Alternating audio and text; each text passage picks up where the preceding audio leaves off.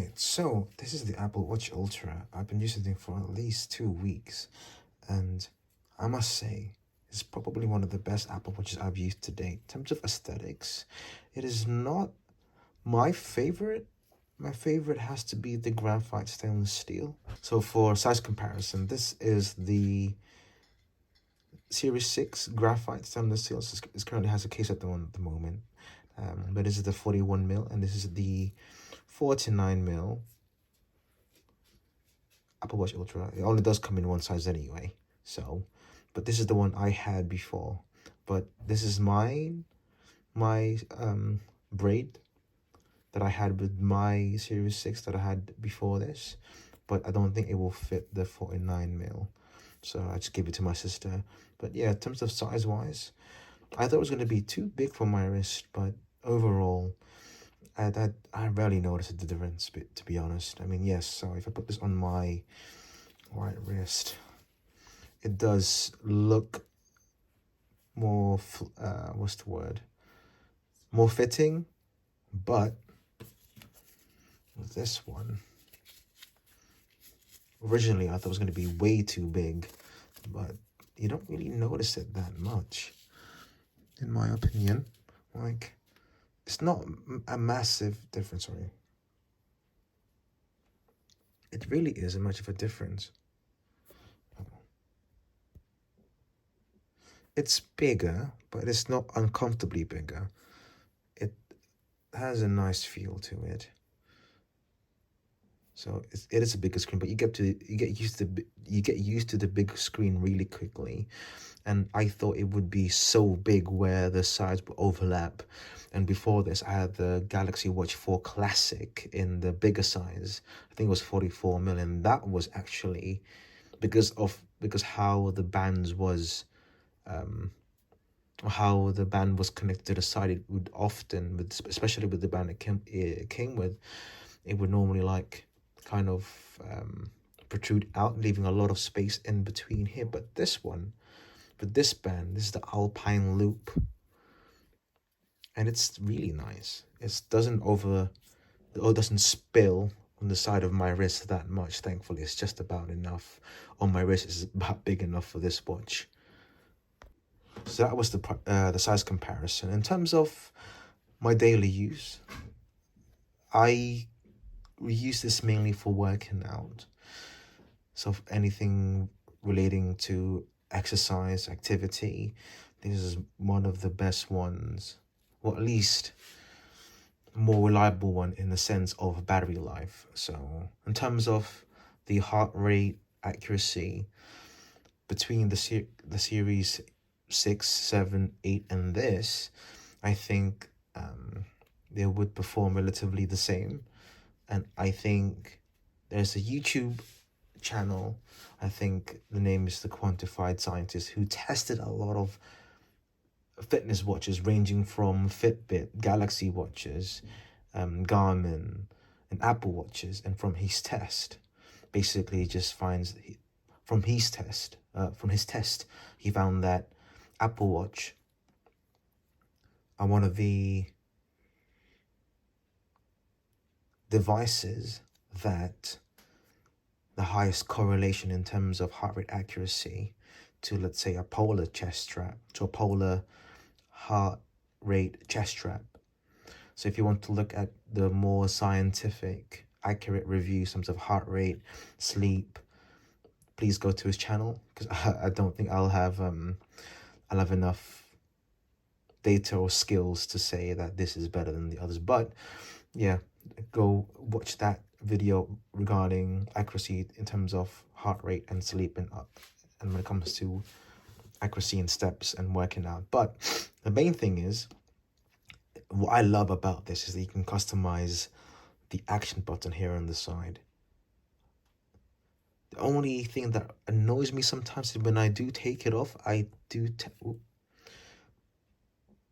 tend to press this button by accident when I take it off. But that's the only thing that annoys me sometimes.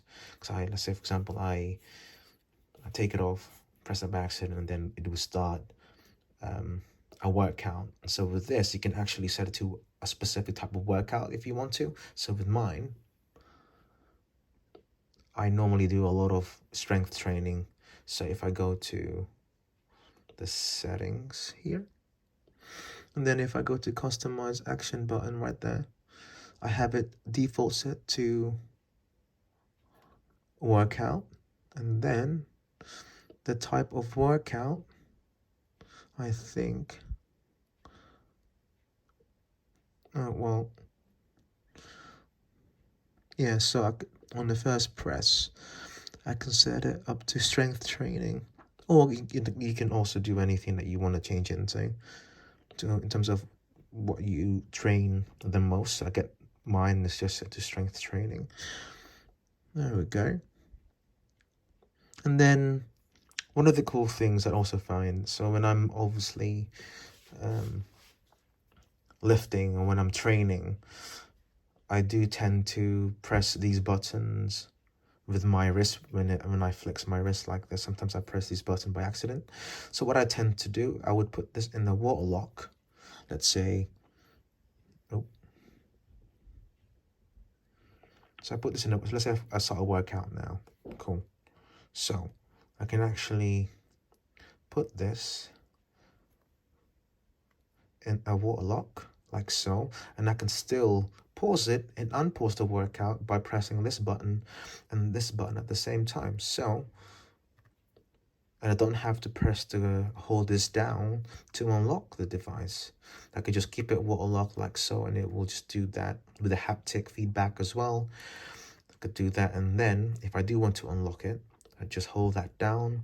So instead of having to rotate the crown like I think you would for the other Apple Watches, the non-Ultra watches, you have to like scroll or keep turning the crown until you unlock it from a water lock. And it's the same for sleep. So for example, I'm just going to finish this. There we go. So let's say if I'm going to go sleep, right? I'm going to go sleep. So make that down. So here, this one the same. Hold that down and that will unlock it for you. There we go. And then just turn that off again. There we are. And okay, in terms of battery life, the battery life with always on display off, I can maximize this to almost 60 hours before recharging. And I haven't tested this with always on display. I suspect I'll probably get less, maybe closer to 2 days without charging. That will include working out, step tracking, heart rate tracking, all that jazz, as well as sleep tracking. So this would only leave my wrist if, for example, I want to take it off a shower or have to charge it in between, or if I have to charge it like 2 or 3 days later. But this never usually come off my wrist. Or like right now, I would take it off to show you the watch itself. So in terms of the build, it is titanium, as you probably have been told or seen, and it has a ceramic back. I think you also have a temperature sensor. I'm not quite sure, but it would probably be in there somewhere. And then what I do like even more about anything else is the durability. Like I have bashed this against the doorways, maybe on a barbell at the gym, side of cabinets as well and drawers, and it's still pretty much brand new. And even though I do have Apple Care with this, I still, wanted to keep the screen as micro scratch free as long as possible. So I did install a very thin tempered glass screen protector. It's very low profile, but I don't think I'm going to put a case on this. I don't think it's necessary. But yeah, I do like the strap. Sometimes, although one issue that I had with it's only like a minor issue, was when I put it on, I have to do it and when I put it on and take it up, I have to put the watch underhand like so, because with the strap that I got, it's for the small and medium size, and every time, let's say I try to put it on, or when I take it off, it would hit this metal bit here on the strap, would all most likely 90% of the time will clink right there, which I think have scratched the stainless bit on the top frame here. You can't probably see it, not unless you really look for it, but I've seen a few micro scratches, so I'm just gonna do it this way so it's smaller and easier. There we go. And yeah, all in all, for 2-week impression, battery life, 3 days without always on display, and that will include a workout each.